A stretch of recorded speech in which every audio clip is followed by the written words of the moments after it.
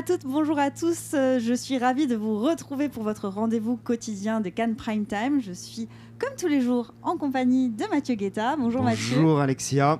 Aujourd'hui, dernier jour de compétition, mais avant-dernier jour du Festival de Cannes. Et nous allons, comme tous les jours, décrypter la technique des films en sélection officielle. Et pour cela, aujourd'hui, nous avons autour de la table Baptiste Henman, délégué général de la CST. Bienvenue. Merci, bonjour. Alice Creusot, bonjour. Vous Bonjour. nous faites le plaisir de revenir. Donc, vous avez créé le blog ou non le podcast Cinéma Meuf. Bienvenue. Merci. Et puis côté à ma droite, nous avons Selim Azazi. Bonjour. Bonjour. Vous êtes le monteur son d'un des films du jour, la plus précieuse des marchandises, le film d'animation d'Azanavicius. Nous allons en parler sans tout dévoiler, évidemment. Et pour terminer, Lise Fischer, bienvenue. Vous avez été la superviseuse VFX, je ne me trompe pas, Non, c'est ça, oui. du film Animal qui était présenté à la Semaine de la Critique. Tout à fait. Et tout de suite, on remonte les marches.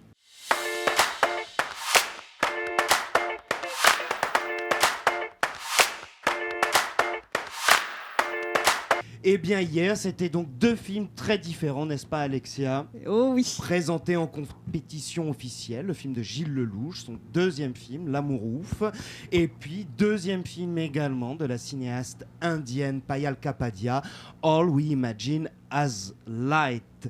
Alice, vous les avez vus et trouvés également très différents ? Très très différent. Là, on peut pas faire plus différent en termes de sélection pour le soir. En tout cas, c'était vraiment deux ambiances différentes.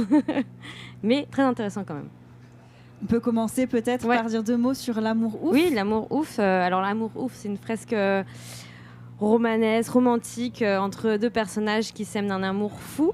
C'est un film qui avait énormément de promesses. C'était censé être un film, une comédie musicale ultra violente. Alors on a commencé très très bien avec des premières images de grosses violences, etc.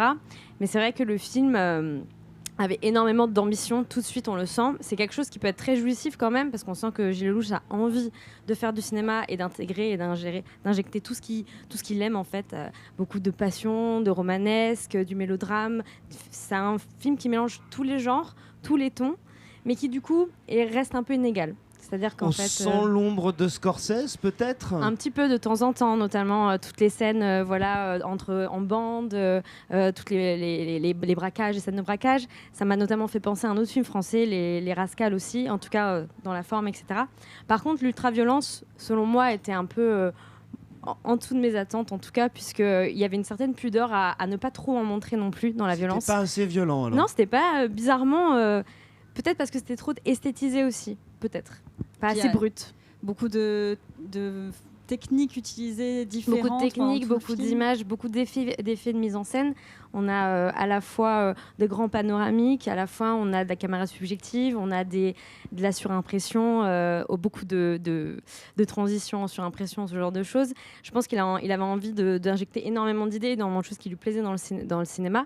Donc je pense que ça peut plaire à beaucoup de personnes, mais pour moi en tout cas ça a été vraiment très inégal tout le long, quoi. C'est-à-dire à force d'en faire trop, on ne peut pas se donner à fond dans ce qu'on a envie de faire, quoi, je pense. Il a été, malgré tout, vous le sous-entendiez, extrêmement applaudi hier. Extrêmement applaudi, effectivement, puisque le casting était aussi assez 5 étoiles. Et donc les performances étaient très très bonnes, parfois un peu inégales, encore une fois. Vincent Lacoste, en tout cas, moi, m'a beaucoup bluffé. Il a vraiment eu un jeu très différent tout le long du film. Mais je pense qu'il a été attendu pour ça et très applaudi pour ça aussi, parce que ça a été un gros travail. C'était quand même un peu moins de 3 heures, mais quand même. Et puis on suit les deux personnages dans différentes parties de leur vie et les acteurs changent. Tout à fait. On peut peut-être parler des deux jeunes acteurs qui jouent les personnages à l'adolescence, qui sont eux pour le coup assez bluffants. La première partie, moi je l'ai beaucoup appréciée. Je trouvais ça très bien d'aller dans ce terrain du teen movie. et d'instaurer les débuts. On est du point de vue du jeune homme et puis ensuite on part du point de vue de la jeune fille. C'était très bien. Après, pour ce qui est de l'histoire d'amour, on va dire adolescente, ça n'a pas été... Enfin, c'est quelque chose qui a été très vu dans le cinéma. Il n'a pas vraiment renouvelé le genre. Ceci dit, moi, il y a une scène que j'ai beaucoup appréciée, c'est notamment, par exemple, les scènes de première fois qui sont traitées de manière, encore une fois, très pudique. Avec, on ne montre pas trop, on montre surtout le peau contre peau. Pour les scènes d'ensemble, en fait, les corps sont cachés par des brindilles, ce genre de choses. Et j'ai trouvé ça assez étonnant quand on parle de l'amour ouf. Bon, après, on parle d'adolescents, donc heureusement que ça a été pudique, montré et représenté de manière distanciée. Mais c'était cette pudeur et cette tendresse m'a étonnée et je pense que c'est peut-être le moment du film que j'ai apprécié le mieux. De la part d'un acteur qui passe un peu pour outrancier en plus. Oui, totalement. Mais en tout cas, l'interprétation de l'ensemble du casting est très certainement un des points très très forts du film. Est-ce qu'on peut attribuer ça aussi au fait que le réalisateur soit acteur lui-même ? Peut-être, je pense que c'est une facilité pour lui, en tout cas en tant qu'acteur, de pouvoir transmettre ce qu'il a appris dans sa carrière pour pouvoir diriger comme il voulait. Je pense qu'il y a des moments où le jeu était un peu trop surjoué, mais je pense que c'était fait exprès. Il y avait vraiment un côté assez baroque dans le film, un peu du surjeu, du too much, qui est une volonté de sa part, qui est peut-être pas au goût de tout le monde, mais que j'ai ressenti en tout cas fortement de la part des comédiens. Oui. Voilà. Et le deuxième film, lui, était extrêmement différent. All We Imagine As Light, on change de continent, on change de genre, on change de tout. Alors on change tout, mais ça a quand même été fait en partie en France avec des techniciens français. On avait hier le monteur du film qui est venu témoigner de son travail avec la réalisatrice. Qu'est-ce qu'on peut dire de ce film qui était très, très différent et très beau? Une petite lueur au bout du tunnel. Enfin, pour moi, ça a été une grosse bonne surprise. Je m'attendais pas. J'avais pas trop lu sur l'histoire.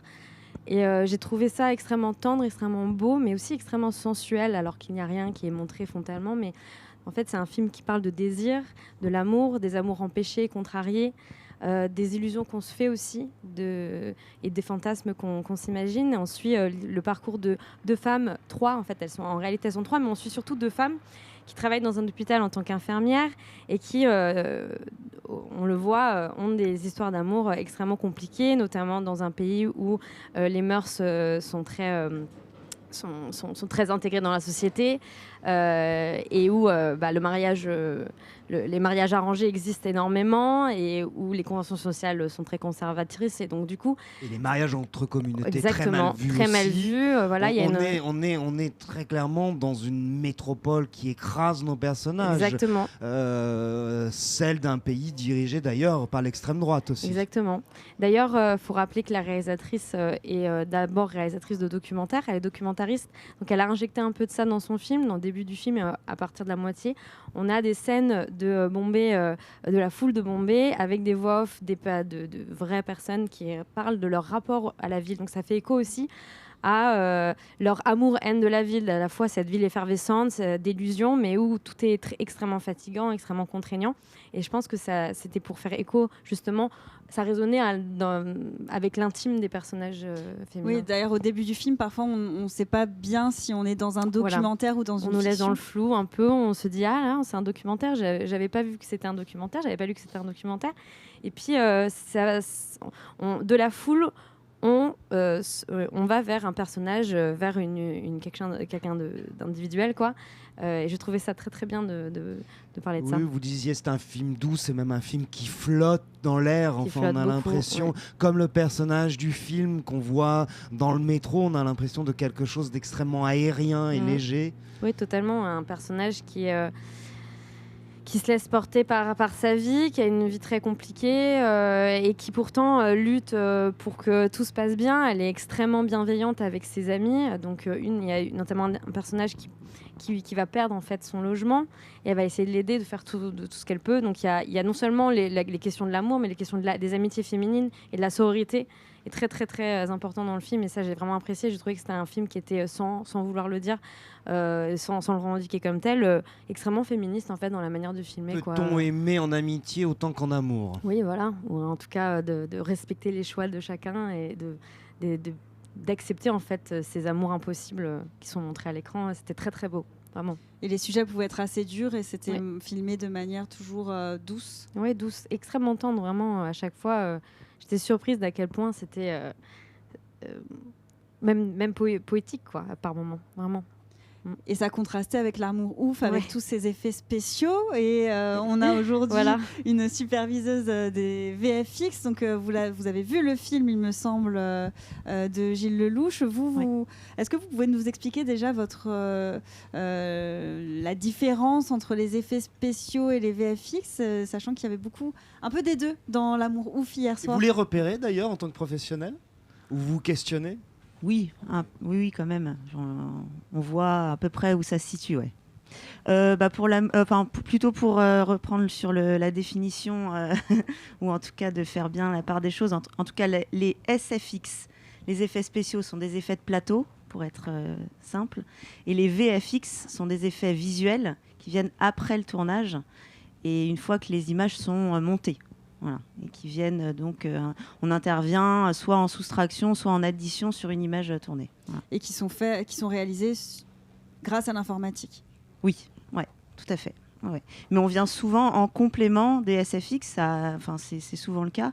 Par exemple, sur le dernier film qui a eu le César des meilleurs effets visuels cette année, Le règne animal, il y a eu beaucoup de SFX, donc de maquillage, de prothèses plateau, et ensuite les VFX sont venus augmenter ces effets-là. Lisser les contours. C'est plus que du lissage à ce niveau-là pour Le règne animal, c'était vraiment des effets avec des créations complètes de créatures aussi, mais voilà, il y a plein de moments où les deux sont complémentaires en tout cas. Et vous avez travaillé sur le film Animal qui était présenté en sélection à la semaine de la critique, pardon. Est-ce que vous pouvez nous parler un petit peu de ce projet, comment vous êtes arrivée sur ce film et ce que vous avez fait en tant que superviseuse? Du coup, nous, en tant que superviseur des effets visuels, on arrive sur le film au moment du scénario. Dès l'écriture, en fait, les réalisateurs ou réalisatrices nous contactent. Quand il y a une vraie ambition artistique et un enjeu narratif aussi des effets, évidemment, quand il n'y a pas ces enjeux-là, on n'intervient pas en amont. Mais voilà. Et dans le cas d'Animal, il y avait quand même une belle ambition au niveau des effets. Comme ça reste un film un peu de genre, avec une idée de transformation, sans trop en dévoiler. Mais voilà. Et donc, moi, mon poste, c'est de comprendre la vision d'un réalisateur ou d'une réalisatrice, d'avoir connaissance de l'économie aussi du projet et de proposer des solutions à la fois artistiques, techniques qui sont en adéquation avec ces deux paramètres-là. Voilà, et ensuite je l'accompagne du coup pendant le tournage aussi. Je fais la prépa, j'accompagne pendant le tournage et ensuite je supervise les équipes en interne dans la société pour laquelle je travaille, MPC en ce moment. Et il y avait des défis particuliers sur ce film-là? Je pense que la grande ambition, elle tenait entre la dichotomie entre l'ambition visuelle et l'économie et le temps qu'on avait pour Animal. Ça a été un film qui a été fait avec peu de temps, en tout cas pour la fabrication des effets. C'est quoi peu de temps pour qu'est-ce que c'est peu de temps pour la VFX? C'était rapide. Je pense qu'on a commencé la post-production en février. Et donc ça nous a laissé à peine 3 mois. Sauf qu'on avait la fabrication, ce qu'on appelle d'un asset, c'est-à-dire d'une créature vraiment à part entière, à construire complètement, à fabriquer. Et ça, c'est des choses qui prennent beaucoup de temps. Donc voilà. Mais on a su trouver la bonne stratégie, je pense. On a imposé quelques contraintes, notamment celle du gros plan, de pas trop en révéler sur la bête, de se concentrer sur sa tête, son expression. sur son expression, pour pas avoir tout le corps à fabriquer, en tout cas pas avec le même niveau de détail que sur le visage. Après, on impose aussi des fois des durées de plans. On va pas dépasser les 3 secondes parce qu'après, d'animer, même de calculer, de rendre, tout ça, ça prend beaucoup de temps et de l'argent aussi. Stratégie de King Kong finalement. Voilà, plus modestement, mais ouais.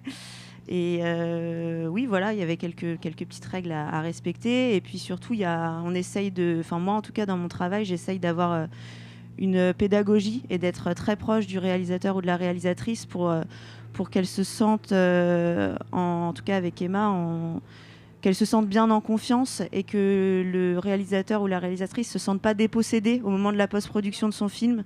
Parce que des fois, pendant tout le tournage, il a vraiment la main sur tout ce qu'il fabrique, mais arrivé la post-production, il y a quelque chose qui lui échappe un peu. Et je pense que c'est important d'être au plus près à ce moment-là et de bien expliquer quelles sont les étapes, lui montrer toutes les étapes préparatoires, de l'impliquer dans tous ces échanges-là et qu'il puisse valider aussi toutes les étapes. Il ne faut pas que ce soit trop flou, trop obscur pour... C'est ça, que ça ne devienne pas un espèce réalisateurs, d'abîme un peu opaque comme ça, où ils se sentent frustrés au final et pas contents. Donc ça, je pense que c'est important de l'impliquer vraiment dans toutes les étapes de fabrication. Voilà. Et vous avez travaillé aussi sur Emilia Pérez. On est dans 2 temporalités différentes. Oui. Alors, Emilia Pérez, pour le coup, moi, j'étais pas la superviseuse générale. C'était Cédric Fayol, un collègue, mais qui est indépendant maintenant, qui travaille pas pour une société en particulier. Et moi, j'avais en charge la supervision en côté fabrication, donc chez MPC, du compositing. Donc toute la partie 2D finalement, parce sur Emilia Pérez, il y a un gros travail aussi de 3D. Qui ne se voit pas forcément, mais qui est bien là. Emilia Pérez, c'est plus de 400 plans truqués. Donc, en fait, c'est un film qui se passe au Mexique, mais qui a été tourné à 80% dans les studios de Brie-sur-Marne, sur des fonds bleus. Donc, voilà, il y avait un gros travail. Et oui, ce n'est pas la même temporalité. Là, je pense que le projet a commencé pour Cédric, je pense, il y a 2 ans. Et pour nous, en fabrication, ça a presque 8 mois, je pense, ouais. Et pour continuer sur cet aspect 2D et tous les effets qu'il peut y avoir, qu'il est possible de faire sur un film, Selim Azazi, vous avez travaillé sur un film d'animation. Est-ce que vous pouvez nous parler un peu aussi de votre travail et de la manière dont vous travaillez avec les autres membres de l'équipe? Un film d'animation, c'est particulier. Qu'est-ce que ça change par rapport à vos travaux sur des films en prise de vue réelle? Ouais, alors c'était le 2e long métrage que je faisais en animation. Moi, je fais du son, création sonore, montage son depuis longtemps, mais c'est vrai que j'en fais rarement. Celui-là était très particulier parce que c'est un réalisateur, c'est son premier film d'animation. C'est pas un réalisateur qui vient d'animation, même s'il dessine depuis toujours. Ça lui est pas du tout étranger. Il a dessiné les personnages. Et donc, je dirais que sur un film traditionnel d'animation, vous avez une phase qui maîtrise assez bien de préparation, de chercher la longueur des plans, de faire l'animatique, et puis de lancer ce qui va ensuite devenir le travail d'animation à un moment donné.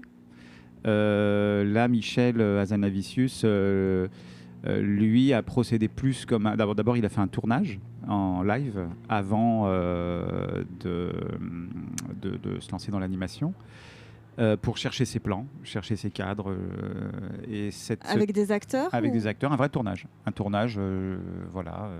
Donc ça se passe dans une forêt. Donc ils ont trouvé une forêt. Ils sont bien amusés. Je crois que c'était un tournage très, très, très chouette pour eux. Pour donner corps non seulement au plan, mais au personnage, il est allé chercher... des images réelles comme un premier jet, ouais, comme un brouillon. Quand vous êtes réalisateur d'animation, que c'est votre métier, vous avez la notion vous cherchez votre durée, mais vous connaissez le processus. Quand vous l'avez jamais fait, c'est peut-être moins évident. Je pense que c'est ça, si vous voulez, qu'il a cherché. Alors les personnages, peut-être en partie, je sais pas, c'est surtout les plans, le cadre, la durée, la composition de... voilà, chercher, se leur présenter. Et cette maquette, d'ailleurs, on l'avait vue. Oui, vous la montrez, évidemment. Je l'ai vue il y a peut-être 2 ans, je ne sais plus. Et qui était déjà touchante en soi, même s'il y avait des trucs un peu saugrenus, quoi, hein, évidemment. Et à partir de ça, ils ont effectivement fait l'animation du film. Et donc lui n'a pas procédé comme un réalisateur normal, d'animation normale. Il a continué de chercher, de faire des modifications à l'image en bouleversant certainement pas mal le processus des professionnels de l'animation, des animateurs, des gens qui s'occupent des décors, enfin tout ça, la couleur, etc. Moi, je connais pas très bien leur processus à eux, mais j'ai vu.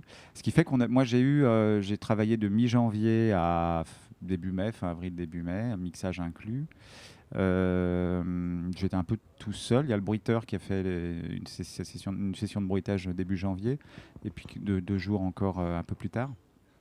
Et j'ai travaillé longtemps sur une image un peu en noir et blanc, quoi, qui était très, très abstraite, ce qui n'était pas simple parce qu'on a besoin de se représenter. Enfin, c'est pas de se représenter. Moi, dans mon travail, j'ai besoin d'avoir des sensations et puis d'aller chercher à partir des images des choses au son pour, suivant la ligne Ce que directrice. vous pointez ou ce que vous ne pointez pas dans l'image, Alors, c'est ça, voilà, ce qui peut être absent ou présent, oui. faire vivre un peu l'image. L'atmosphère, et puis ce qu'on va pointer, puis ce qu'on va raconter, puis chercher sur le plan dramaturgique des choses. Et là, voilà, il fallait imaginer, il fallait attendre que les objets apparaissent. Il y a un train dans le film qui est venu très tard. Voilà. Bon. Et qu'est-ce que c'est votre question? Attendez, je ne suis pas allé au bout. Non, mais vous avez répondu assez à la question. Et est-ce que, en termes de combien de semaines de travail ça a représenté pour vous en tant que peut-être une dizaine de semaines, 10-12 semaines de montage pur. Et puis ensuite, on avait peut-être 2 semaines de mix. Voilà, ça représente à peu près ça. Ce qui est assez différent de l'animation est un processus très long. Dans le passé, nos aînés qui faisaient ça au son pouvaient travailler comme ça on et off pendant très longtemps, peut-être 1 an, 2 ans.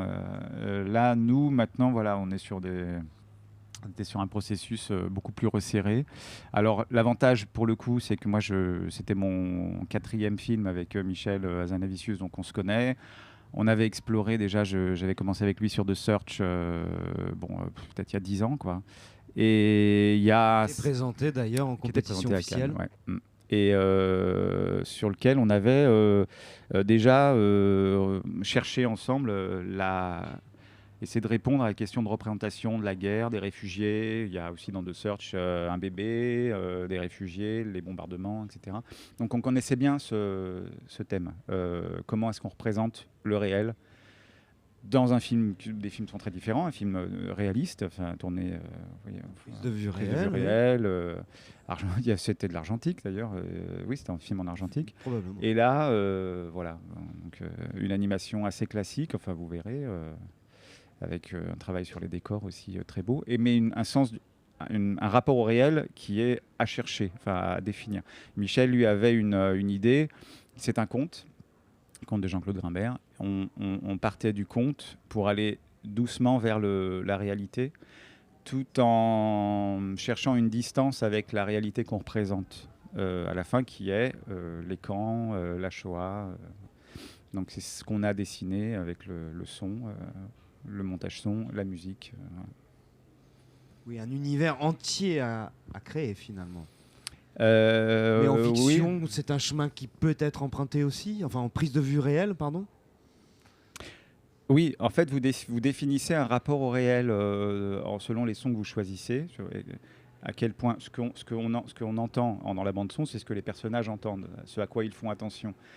Et là, on est du côté du point de vue des personnages. Si on entend un peu tout et n'importe quoi, peut-être on est dans un point de vue un peu plus proche du spectateur. Donc, selon ce qu'on va choisir de sonoriser, on va définir une manière de raconter. L'animation, c'est vrai, généralement, dans un film traditionnel, on va définir un rapport au réel, et puis, enfin, je dis ça peut-être un peu n'importe comment, mais on va pas tellement en changer. On n'a pas vraiment de raison. Dans un film d'animation, la liberté est peut-être plus grande. Vous pouvez établir... je sais que Michel, c'était son premier film d'animation, lui, il en avait regardé, et il m'avait dit au départ qu'il avait remarqué que dans certains films, peut-être qu'il avait vu, il y avait un travail assez épuré du son. Lui m'avait prévenu qu'il avait plutôt envie que ce soit incarné, si vous voulez, qu'on soit là. Il avait mis cette distance qu'est l'animation pour traiter ce sujet qui est évidemment difficile, enfin voilà, vous verrez, qui lui est proche. Et ayant mis cette distance, c'était au son réaliste, de définir un rapport à la réalité. Et donc, on peut au début être assez loin. à ses comptes, et puis petit à petit se rapprocher du train, être plus immersif, voilà, Sans trop en dévoiler. sans trop en dévoiler. Merci beaucoup Célim. Et puis il me semble que c'est la parole à la CST maintenant.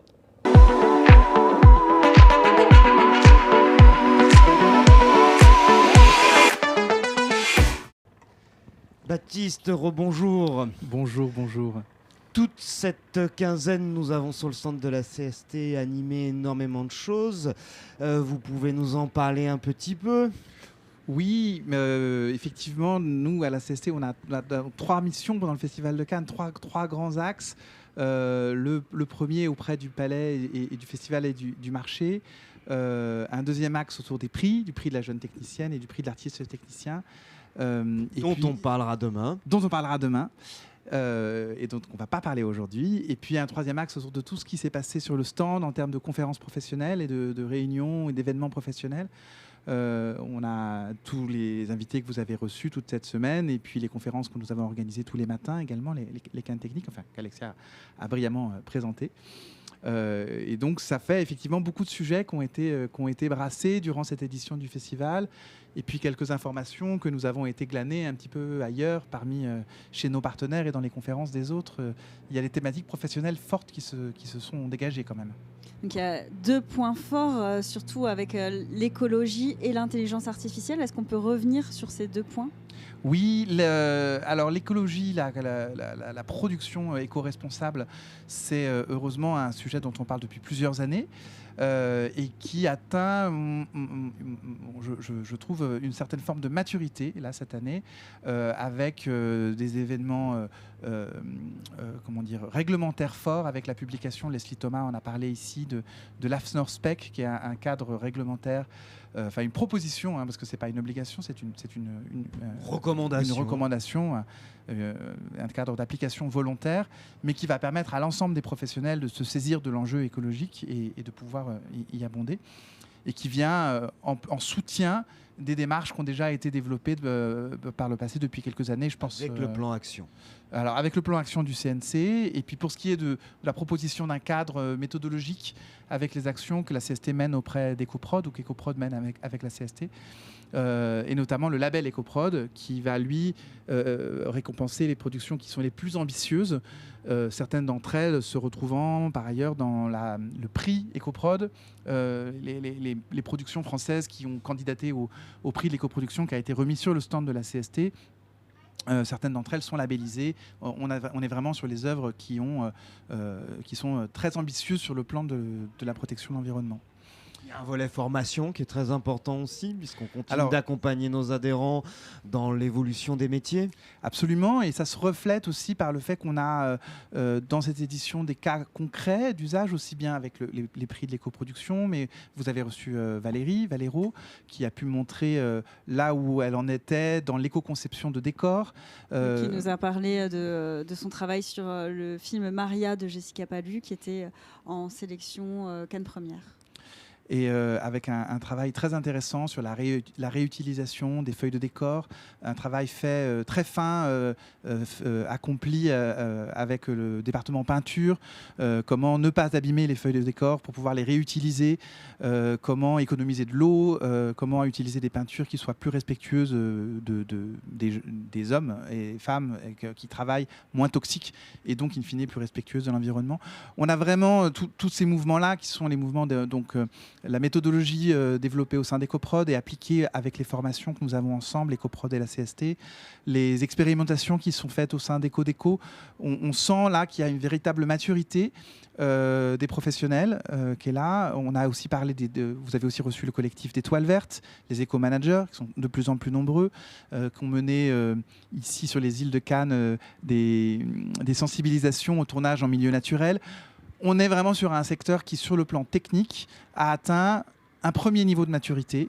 C'est-à-dire qu'on sort un petit peu de l'état dépressif dans lequel on peut être quand on pense écologie. Il y a des solutions, il y a des pratiques et il y a matière à avancer.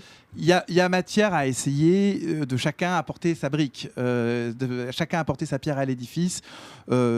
personne ne respecte les accords de Paris. De toute façon, il faut se préparer au pire. Hein. On est quand même là-dedans. Mais dans la préparation, c'est le fait d'aller moins vite dans le mur, ce qui est quand même tout l'intérêt, et de s'assurer que pour les années à venir, je vois rire, mais c'est un peu ça l'enjeu hein, quand même, que pour les années à venir, on ait une vie qui soit moins catastrophique que ce qu'elle pourrait être. Il faut rester réaliste sur les enjeux de l'environnement et humble.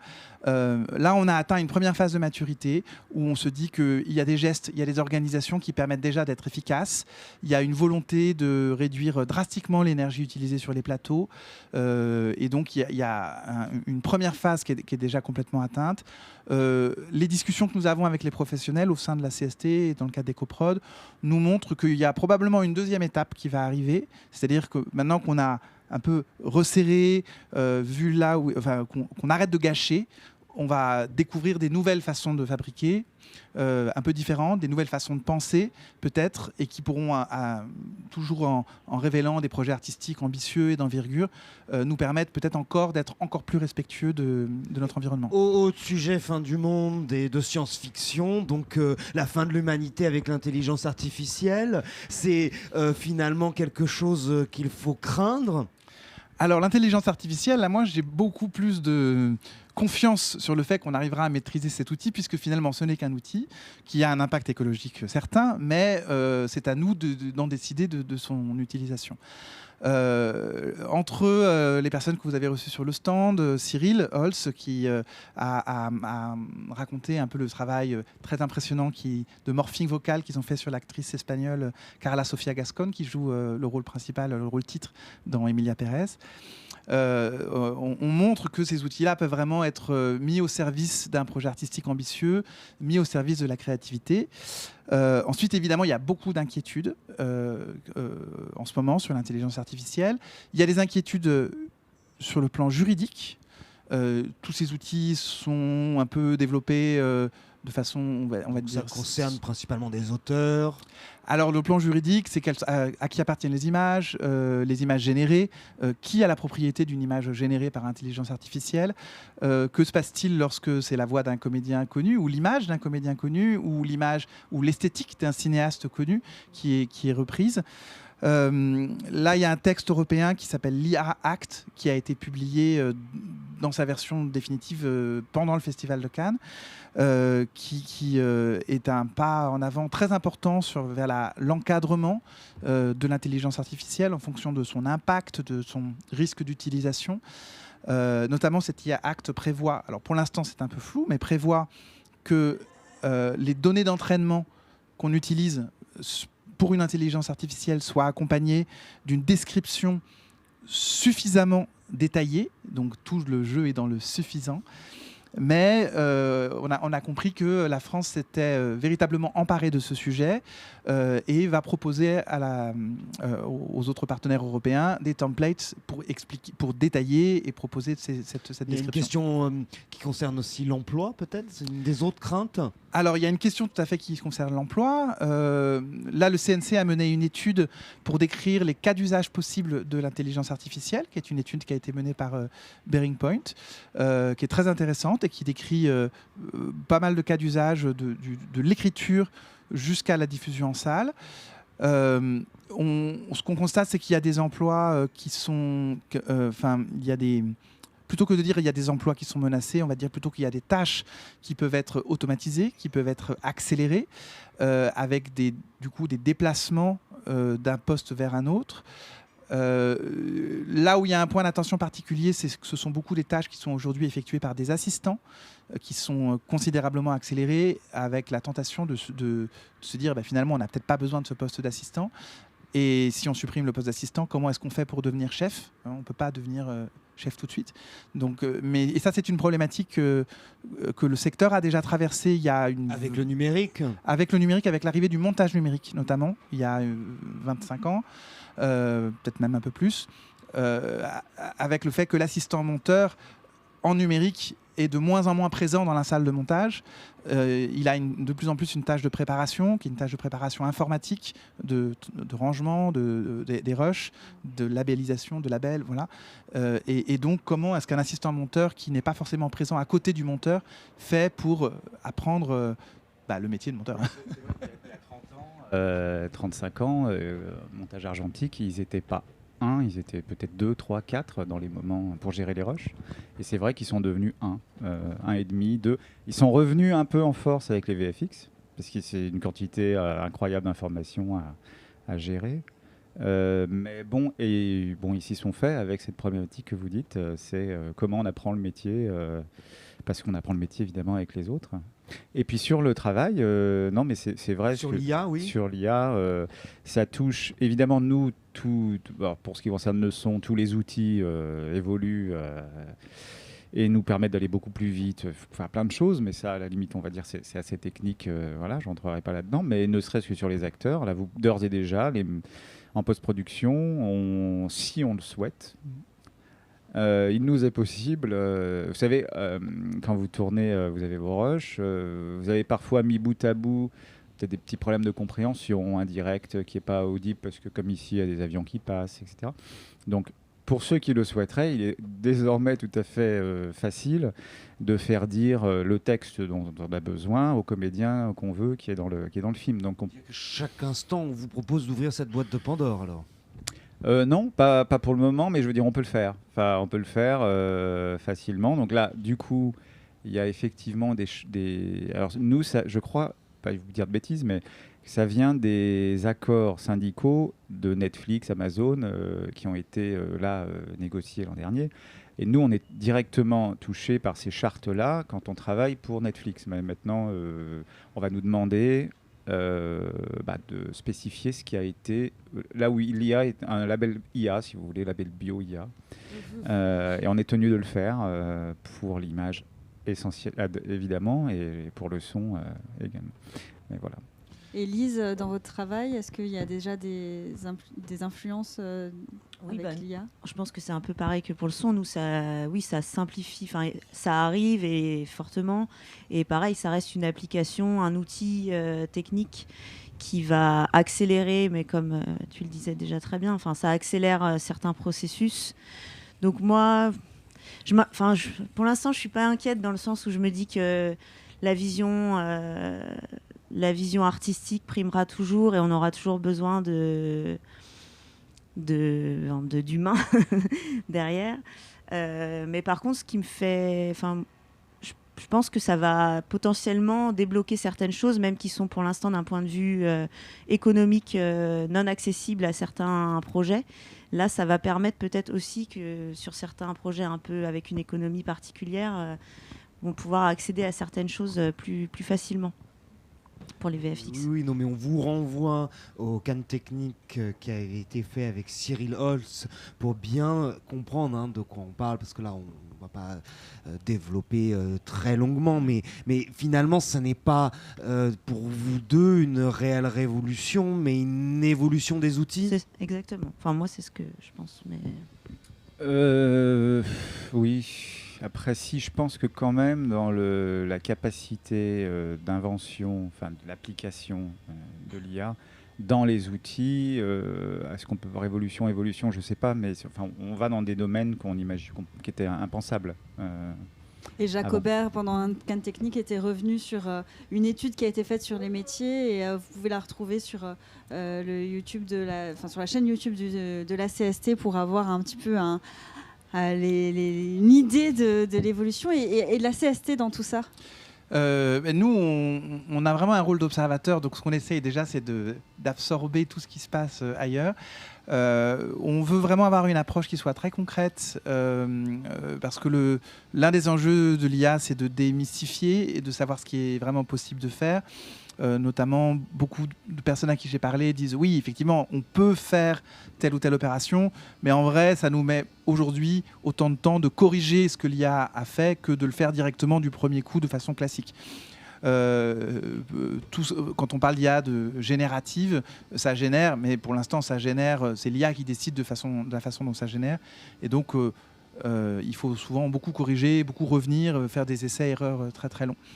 Alice, vous ne vous êtes pas encore vous-même remplacée par une voix de robot? Non, pas encore. Non, pas encore. Mais les questions juridiques sont hyper intéressantes en tout cas. Les questions juridiques sont hyper intéressantes. Casse-tête, ouais. Ça va être un casse-tête. Et là où quelque part on a un peu... Alors,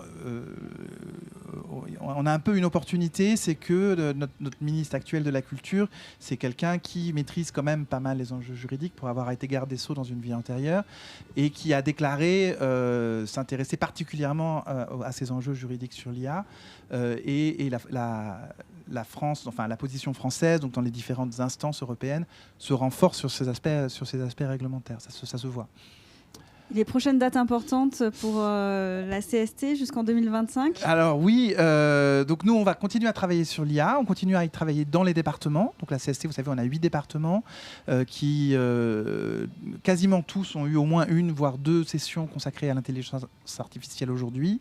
Je citerai pour exemple, au sein de notre département post-production, on a reçu il y a un mois Fred Roland, qui est le directeur du développement stratégique international pour la vidéo chez Adobe, qui a présenté les différents outils que Adobe mettait déjà en place, qui utilisaient des IA. Donc ça a été au sein d'une des réunions de département.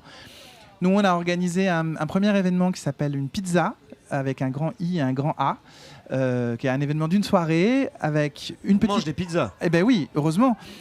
Première partie, on explique. Donc c'est vraiment une explication, voire un peu même théorique, on assume. Une deuxième partie, c'est de la démo. Et une troisième partie, on mange une pizza, parce que c'est quand même important. Et on a trouvé une pizzeria quand même assez bonne dans le quartier de la CST, on en est quand même assez content. C'était principalement pour la pizzeria d'ailleurs. Alors, cette première session a été consacrée au dataset. Donc là, c'est pareil, on parle beaucoup des données d'entraînement. Alors, qu'est-ce que c'est qu'une donnée d'entraînement ? Qu'est-ce que c'est qu'un dataset ? D'où ils viennent ? Qu'est-ce que ça veut dire un modèle libre pour un dataset ? Donc là, il y a quelqu'un qui a expliqué ce que c'était. On a projeté à l'écran des exemples de datasets, on les a ouverts, on a cliqué. Et puis après, on a parlé de données d'entraînement et on a parlé de recherche graphique. Et là, on a eu de même des démos pour les recherches graphiques. Qu'est-ce que ça signifie ? On a montré les nœuds d'entraînement, où est-ce qu'on pouvait... comment un prompt fonctionnait sur une intelligence artificielle. Donc une approche, je dirais, très proche du terrain, très terre-à-terre, avec vraiment de la démonstration. Et ça, c'est la première pizza IA qu'on a fait. Et on va en faire une autre au mois de juin, dans les 15 derniers jours de juin, sur une thématique qui n'est pas encore tout à fait fixée, mais sur laquelle on avance. Mais avec le même principe, une démo, enfin une explication, quitte à être un peu théorique, de la démo très explicative, et puis une pizza pour finir. Et toutes On les... s'y retrouvera, hein. On vous attend. Et dorayaki, non, il n'y a pas. Dorayaki, il n'y a pas ou... Après, il faut qu'il y ait IA dans le titre. Alors, Norayaki, ça marche si c'est Artificial Intelligence. Voilà, on pourra le faire peut-être un peu plus tard. Au mois de juin, on a pas mal de rendez-vous. En fait, je me suis rendu compte en préparant. On va avoir un petit rendez-vous sur l'USD, qui est un travail... Alors ça, c'est plutôt du secteur... c'est un travail sur un format de fichier interopérable. On aura un rendez-vous assez important sur le CPP. Donc là, on part dans la conservation pérenne de fichiers numériques. Donc le CPP, c'est le Cinema Preservation Package. C'est un format, c'est une norme européenne de conservation à très long terme. Et nous sommes arrivés à... Nous sommes dans un projet d'implémentation de cette norme avec le laboratoire VDM. Et on va faire le 20 juin, si je ne me trompe pas, un événement de présentation de cette implémentation. Donc on est vraiment sur un objet très, très, très, très technique. On a déjà parlé du CPP au Festival Lumière cette année, en octobre cette année et l'année précédente. On sera présent à Entreprendre dans la culture, qui est un gros événement du ministère de la Culture, où là, nous parlerons de prévention des VHSS.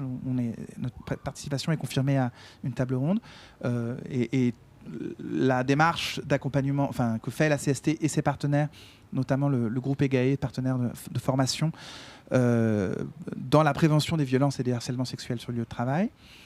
Et puis après, les principales dates. Alors en septembre, on sera présent au Congrès des exploitants, comme d'habitude. Comme d'habitude. Et on devrait renouveler, approfondir notre travail sur la question de l'accessibilité, handicap et des outils d'accessibilité en salle de cinéma.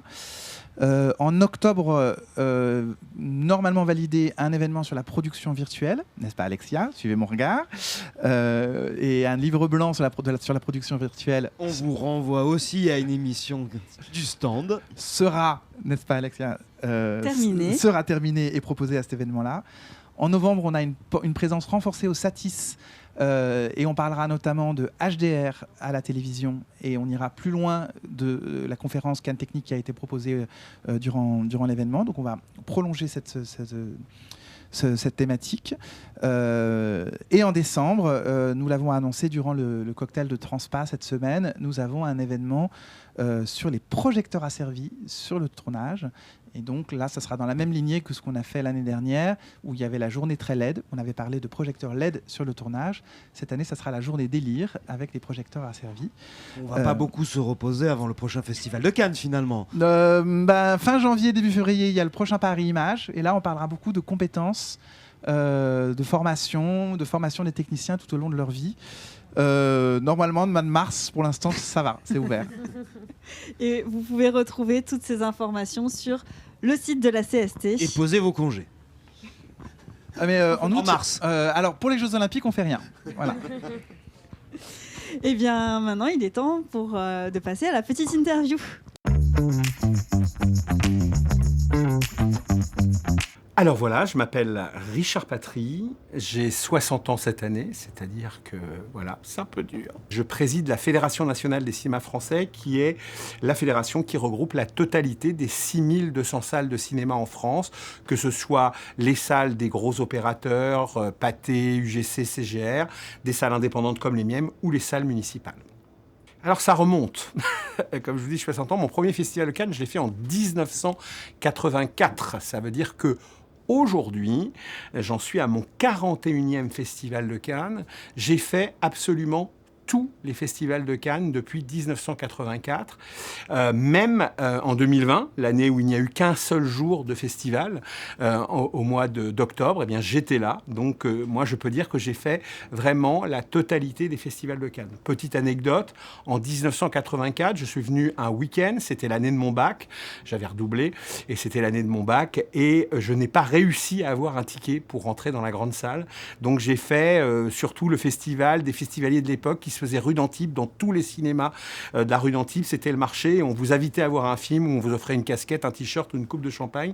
Mais je ne suis pas rentré dans le Palais cette année-là, j'ai pas réussi à avoir un ticket pour rentrer dans le Palais cette année-là, ce qui est assez drôle, puisque aujourd'hui je m'occupe de la distribution des billets pour tous les festivaliers, et que j'ai cette chance unique de pouvoir être tous les soirs au même fauteuil dans le Palais. Donc voilà, les choses ont bien changé. 41 ans de bonheur absolu pendant toute cette période du Festival de Cannes. Quand on aime le cinéma, c'est le plus bel endroit du monde où il faut être. Donc en choisir un, je dirais, c'est compliqué. Oui, peut-être. Alors, essayons de faire des choses un peu techniques. Moi, je suis un amoureux fou de la projection argentique et de la projection 70 mm. Donc, c'est vrai que la projection d'une copie restaurée 2001, l'Odyssée de l'espace, en présence de Christopher Nolan, qui est lui-même un amoureux fou de ce format. Voilà, vous êtes à côté de lui, j'étais assis à côté de lui dans la salle, ça a quand même été un des grands moments, mais malheureusement, je suis obligé de sacrifier tous les autres grands moments, ils n'ont pas de chance, mais il y en a plein d'autres.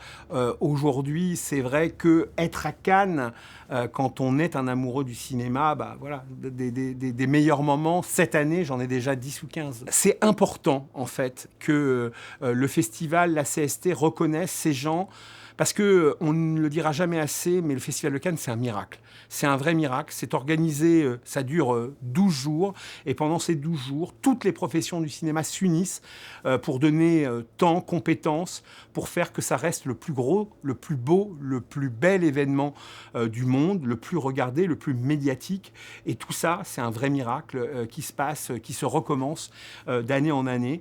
Et donc, on récompense ceux qui, à leur petit niveau, font partie de ce miracle, ce n'est que justice. Et ce soir sur les marches,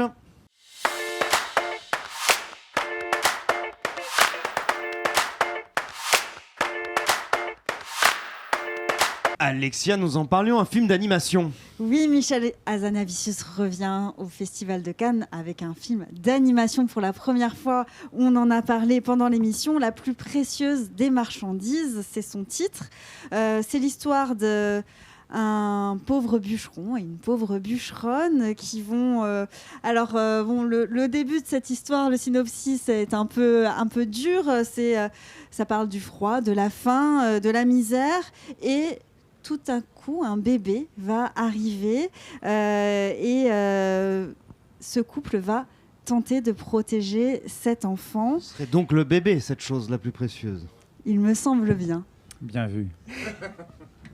Alors, Michel Hazanavicius, au-delà de Selim qui nous a parlé de son travail en tant que monteur son sur le film, il va être accompagné aussi de Jean-Claude Grunberg à l'écriture. Julien Grande a supervisé l'animation, et puis la musique est signée Alexandre Desplat, qui présente souvent des films en sélection officielle. Notamment, il avait déjà travaillé sur Hazanavicius il y a peu de temps, puisque c'était pour Couper. Et enfin, au son, il y a également Jean-Paul Hurier qui a travaillé au mixage. Et ensuite, cet après-midi, donc les 2 derniers films en compétition, il y a Les graines du figuier sauvage, un film iranien. Tout à fait. Autre très grand cinéaste qui arrive dans cette dernière ligne droite de la compétition officielle, Rasoulov, qui a déjà eu dans un autre grand festival Berlin l'Ours d'Or pour Le Diable n'existe pas, et dont les 3 films précédents cet Ours d'Or ont tous été primés à chaque fois à un certain regard. Là, il revient sur un film visiblement très politique, puisque c'est l'histoire de Imam, le nom je ne l'invente pas, qui est promu juge d'instruction au moment où de grandes manifestations explosent dans les rues de Téhéran. Nous sommes donc rattrapés par la réalité. Nous nous souvenons très bien de ces images de manifestations à la télévision. Nous allons les découvrir au cinéma. Et évidemment, l'histoire du pays se mêle à l'histoire intime, puisque les filles de ce procureur font partie des manifestants. À l'image, il va s'entourer du chef opérateur Pouyan Agababey, chose assez surprenante et que nous attendons de voir aussi, dont nous attendons de voir le résultat aussi. Le monteur et compositeur Andrew Bird l'a accompagné sur la 3e écriture du film. La musique, elle est signée Karzan Mahmoud. Et on a hâte de découvrir ces 2 derniers films avant de se retrouver demain. Demain, nous aurons... On dit beaucoup dernier en ce moment. C'est vrai. Demain, ça sera la dernière édition des Cannes Prime Time, et puis surtout la révélation de la Palme d'Or. Et on a hâte de voir ça. Oui, mais c'est pas nous qui allons la révéler, la Palme d'Or. Ce n'est pas nous qui allons la révéler. Mais peut-être que chacun aura la sienne sur le plateau, en tout cas demain, quand on tournera l'émission. Et on vous dit à demain, et on va se laisser, comme tous les jours, on va vous quitter avec les témoignages des membres de la CST. Merci à tous vous. Et à toutes. Merci beaucoup. Merci.